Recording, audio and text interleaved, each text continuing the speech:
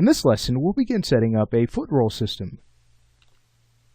So here's how the foot roll is going to work. We need a way to control the orientation of our ankle bone, the one that we've skinned to, but we need to control it at the pivot point of our foot bone. So as we start to rotate that object that we use to constrain it down, we then would start to get a ball roll. And then we need to do the same thing for our toe roll. We need to control the orientation of our foot bone, but we need to control it at the pivot point of the toe nub. And then we can tie this all to a type of secondary control that will allow us to get a heel roll. And then this all gets tied back to our leg control. All right, so let's say we go ahead and start to set this up. What we'll do is go ahead and create a point helper.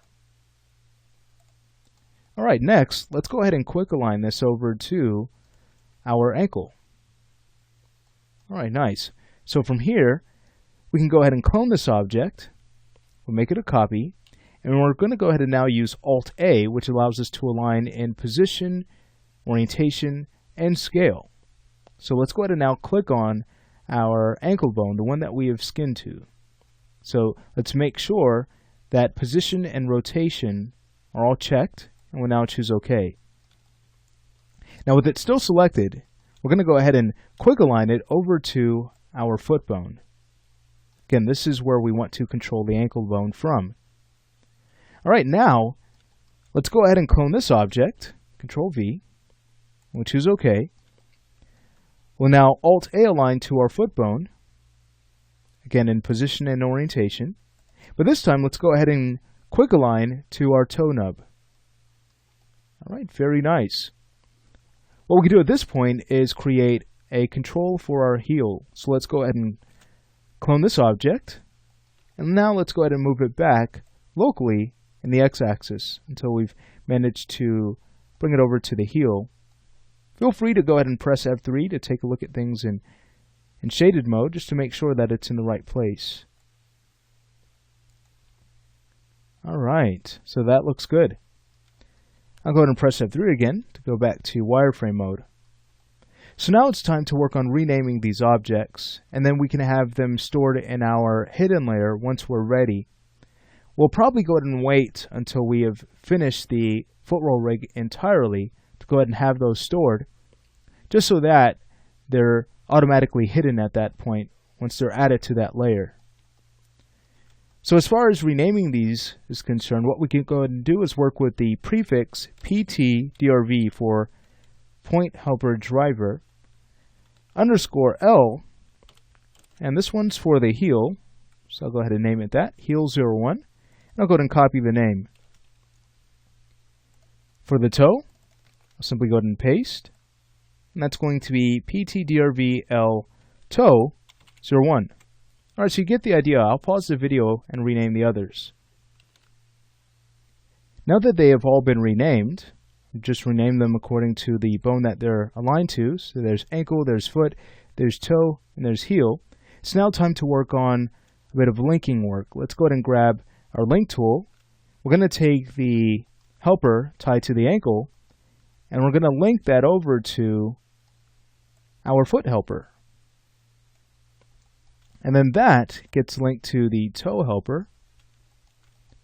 And then the toe helper linked to our heel. You could also make a song out of this if that helps. All right, let's go ahead and take the heel helper and tie that back to our leg control. Great. So remember, by the end of this, this entire system is going to be controlled by our leg control. Beautiful. So once we've managed to do that, we can go ahead and work on freezing our transforms. So we'll go ahead and select each helper. I'll right-click and choose Freeze Transform. All right, beautiful stuff. So now it's time to do a bit of constraining work. We'll also want to take our IK goal and make sure that it's going to be linked to our helper. All right, so let's go ahead and do that. We'll go ahead and grab our link tool, and again, we're linking from the IK goal over to the helper that we made. All right, so when we go ahead and press page up, we should be able to access the helper. Another way to link, by the way, if you were to head over to Graph Editors, is to work with the schematic view. So take a look. If I were to go ahead and just kind of zoom in here, just pressing the Z key, right now I have that ankle helper selected, and you can see its hierarchy. You can see that I've managed to link the IK goal over to that helper. Here's the link tool in the schematic view, and you could also go ahead and unlink here. But I wanted to point that out to you. You could always go ahead and link that way. Just go ahead and grab your select tool first, and you could use that to kind of drag your nodes around. And then you can go ahead and grab the link tool, and then just kind of link to the object that you would like that object to be controlled by. All right, great. So I did want to point that out if you find that to be a little bit easier for areas that are a bit tougher. Another option you have is to go ahead and select that helper. You could always change its display. So instead of cross, we can work with box. That way, it's a lot easier to grab the object that you need to link. All right, very nice. Okay, so let's go ahead and now work on some constraints. So now what we need to do is work on creating an orientation constraint. So we'll go ahead and grab our ankle bone, again, the one that we've skinned to, not the nub. We'll head over to Animation, Constraint, and we'll grab the Orientation Constraint, and we tie that to our foot helper. Excellent. You'll see that the ankle does not shift at all because we've already made sure to match its rotation with this helper.